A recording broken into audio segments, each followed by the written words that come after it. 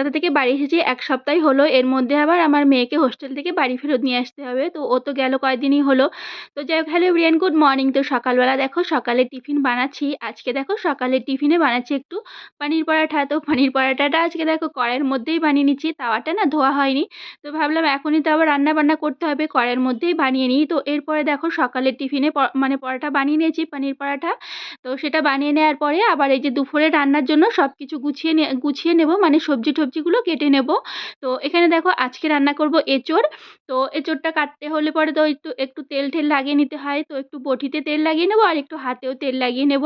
সকালবেলা না আমার আর আলাদা করে নিজে নিয়ে খাওয়া হয় না। আমার হাসব্যান্ড খায়, সেখান থেকে আমিও খেয়ে নিই। কি বলো তো, সকালে মানে টিফিনটা একটু আমরা লেট করেই করি। আমার হাসব্যান্ড বাড়ি আসে তখন একসাথেই করি। তো ওর জন্য আর মানে লেট হয়ে যায়, তখন আমার রান্নার টাইম হয়ে যায়। ওর জন্য আলাদা করে আর কিছু আলাদা করে মানে নিজে নিয়ে খাওয়া হয় না। আমার হাসব্যান্ড খায়, সেখান থেকে আমিও খেয়ে নিই। তো এরপরে দেখো এঁচোড়টা কেটে নিয়েছি। আর যেটা বললাম যে আমার মেয়েকে আবার বাড়ি ফেরত আনতে হবে। তো ও না হচ্ছে গেছিল, তো মানে ৫-৬ দিনই হয়েছে। তো ওখানে যাওয়ার পর কালকে ফোন করেছিল, "মাম্মি আমার খুব জ্বর আসছে।"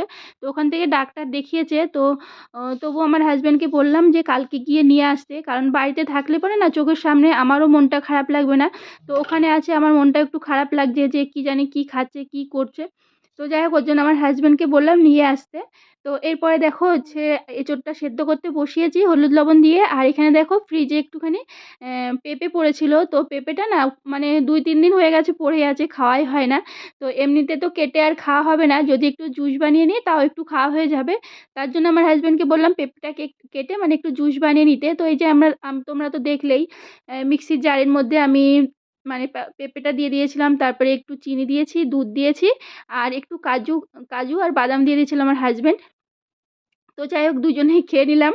তো এই যে আমি রান্না করতে, করতে খেয়ে নিলাম। এরপরে দেখো কড়াইতে তেজপাতা আর জিরে, শুকনো লঙ্কা ফোড়ন দিয়ে আলুটা বেশ ভালো করে ভেজে নিয়েছিলাম। ভেজে নেওয়ার পরে এঁচোড়টা দিয়েও ভালো করে ভেজে নেবো এবারে।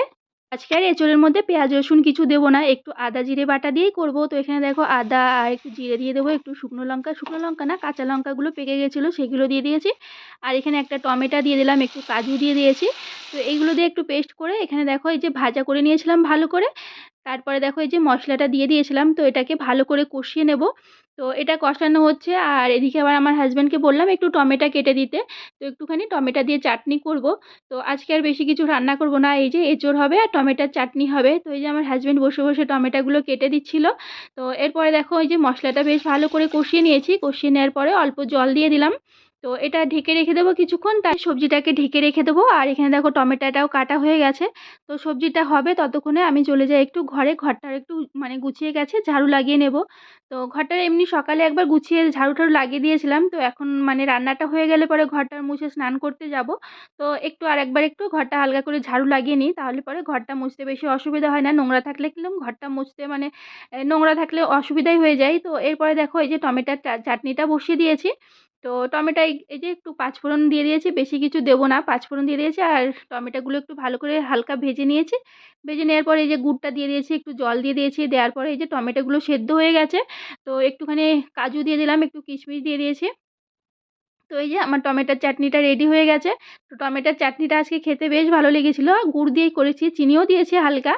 এখানে দেখো সবজিও হয়ে গেছে। এরপর তো এই লঙ্কাগুলো একটু ধুয়ে তারপরে রোদ্রে শুকাতে দিয়েছিলাম হালকা। তো এগুলো না মানে আমলকির আচার বানিয়েছিলাম। তার মধ্যে একটুখানি এম মিক্সির জারে হালকা একটু ঘুরিয়ে নিয়ে একটু ছোট, ছোট টুকরো হয়ে যাবে। তারপরে আচারের মধ্যে দিয়ে দেবো। তোমাদের তো দেখালাম। তারপরে ভাত বসিয়ে দিয়েছিলাম।